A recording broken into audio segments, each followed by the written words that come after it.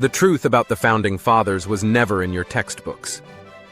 Because the truth is, history books only give you the highlight reel.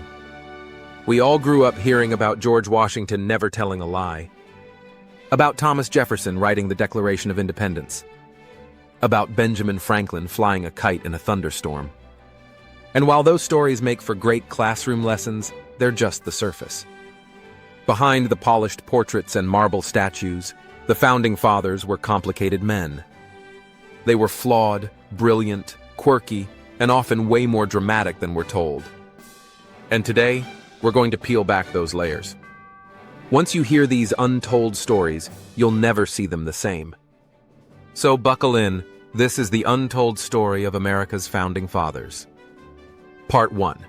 Washington wasn't the obvious choice. Let's start with George Washington. On paper, he seems like the perfect, almost mythical leader. The guy who couldn't tell a lie. The general who never lost his cool.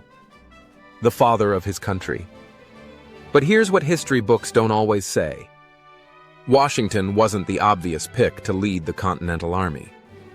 It was 1775 when the Second Continental Congress was choosing a commander. John Adams pushed hard for Washington. Partly because he showed up in uniform, towering over everyone else in the room.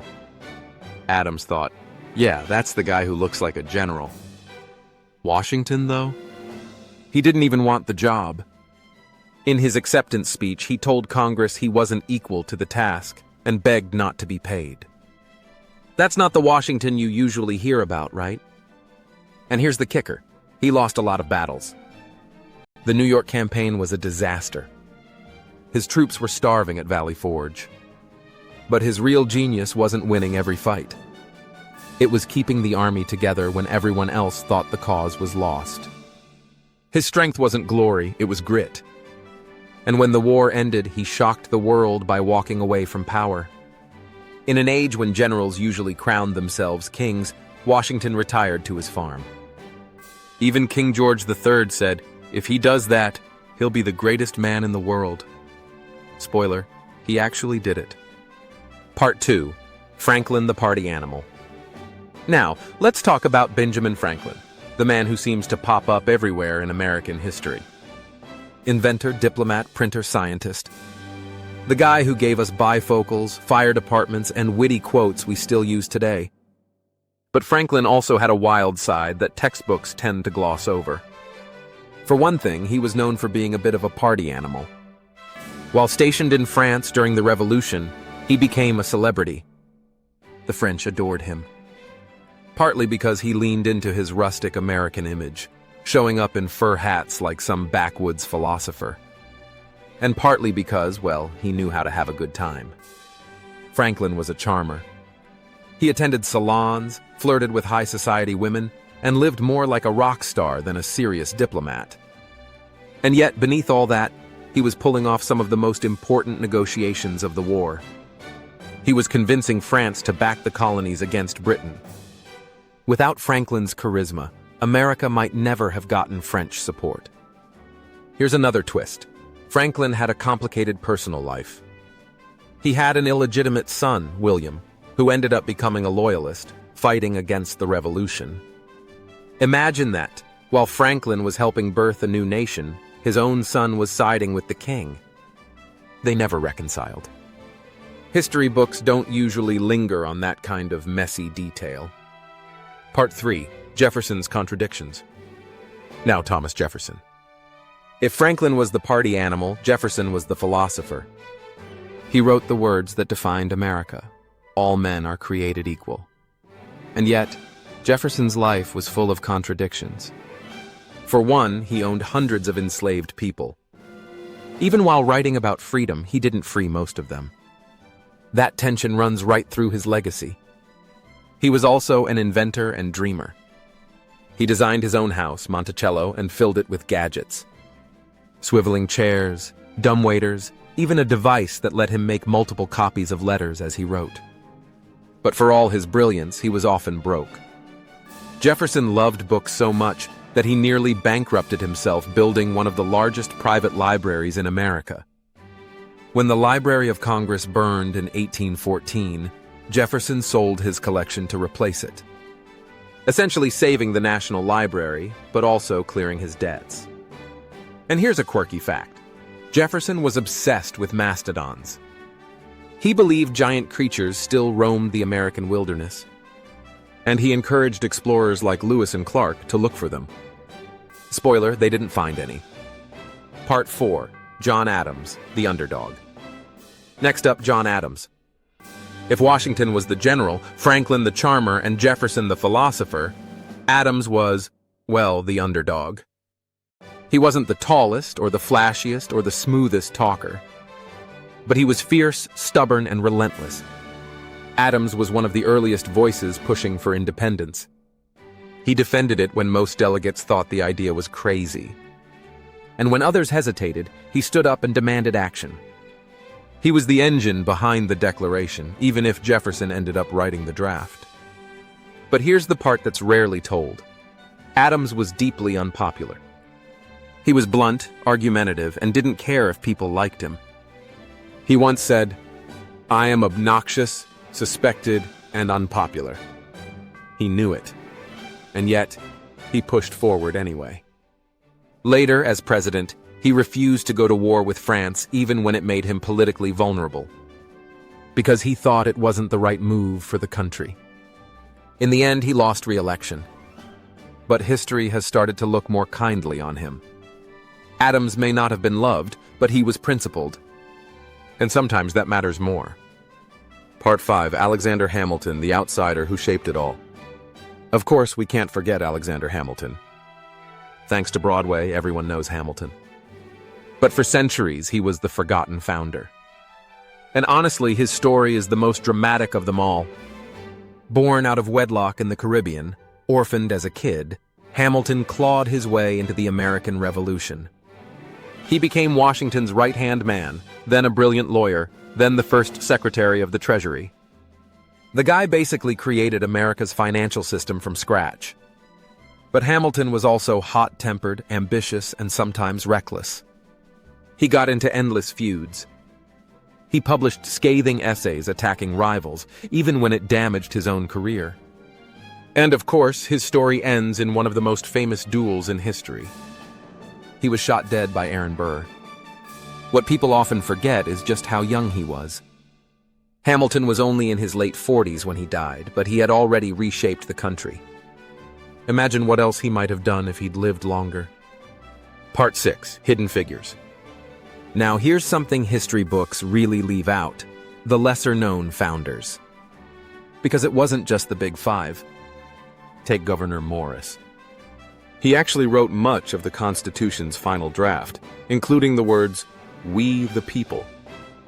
He was witty, bold, and known as a bit of a ladies' man. Oh, and he had a wooden leg from a carriage accident, not war.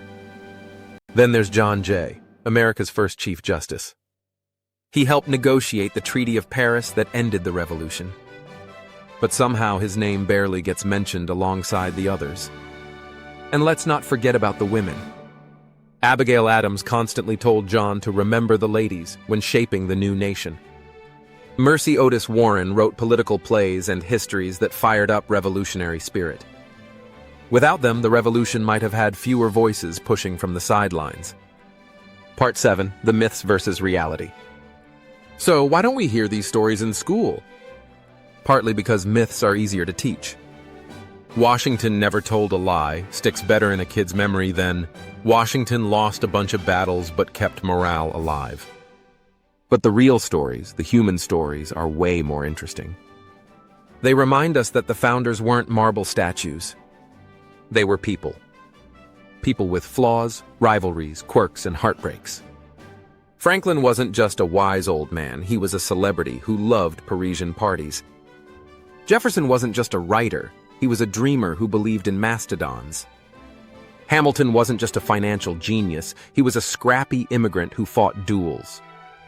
Adams wasn't just a loudmouth, he was a stubborn believer in principle over popularity. And Washington? He wasn't perfect, but he knew when to let go of power, something rare in any age. Part 8. The Legacy They Left. They left. At the end of the day, the Founding Fathers built something extraordinary. Not perfect, not flawless, but extraordinary. They argued and they compromised. They clashed bitterly. Some barely spoke to each other again. And yet, out of that messy, chaotic process came a nation that has lasted more than 2 centuries. And maybe that's the real untold story here. It wasn't about perfect men building a perfect system. It was about imperfect people daring to try. Part 9, Rivalries and Frenemies. If you think modern politics gets nasty, just wait until you hear about the rivalries between the Founding Fathers. These guys could throw shade with the best of them. Jefferson and Hamilton, they basically hated each other. Jefferson thought Hamilton was a monarchist trying to turn America into another Britain. Hamilton thought Jefferson was a dreamer with no grip on reality. Their feud gave birth to America's first political parties: Jefferson's Democratic Republicans and Hamilton's Federalists. And then there was Adams and Jefferson. They started as friends, fought together for independence, but then turned into bitter political enemies. Adams once called Jefferson a mean-spirited, low-lived fellow. Jefferson fired back in the press, and the two barely spoke for years. But here's the twist. In their later years, they reconnected. They started writing letters again, long, thoughtful exchanges about philosophy, politics, and old memories. And in one of history's wildest coincidences, they both died on the same day, July 4th, 1826. Exactly 50 years after the Declaration of Independence. Talk about timing. Part 10, The Founders and the Future. One last untold angle. The founders were obsessed with how future generations would see them. They knew they were living through a once-in-history moment. Franklin joked, "We must all hang together, or surely we shall all hang separately." Washington worried his every move would set a precedent for presidents after him. Jefferson wanted his tombstone to list only 3 achievements, and being president wasn't one of them. He cared more about founding the University of Virginia and writing the Declaration. They weren't just building a nation for themselves. They were trying to imagine what America would look like centuries later. And in a way, every debate, every compromise, every rivalry they had was really about us, the people who would inherit their experiment. Next time you see a dollar, a statue, or the Declaration, remember, every polished portrait hides a real human, flaws, dreams, and all. And the untold story of America's Founding Fathers isn't about gods or legends. It's about people. And maybe that's what makes it so inspiring. And now here's the big takeaway. The Founding Fathers weren't superheroes carved from stone. They were human beings, messy, brilliant, passionate, flawed.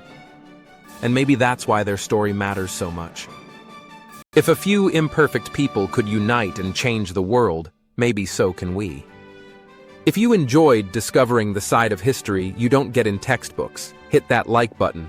It helps more people find this video. Subscribe if you want more untold stories like this one, because trust me, there's a lot more history hiding behind the myths. And drop a comment. Which Founding Father surprised you the most today?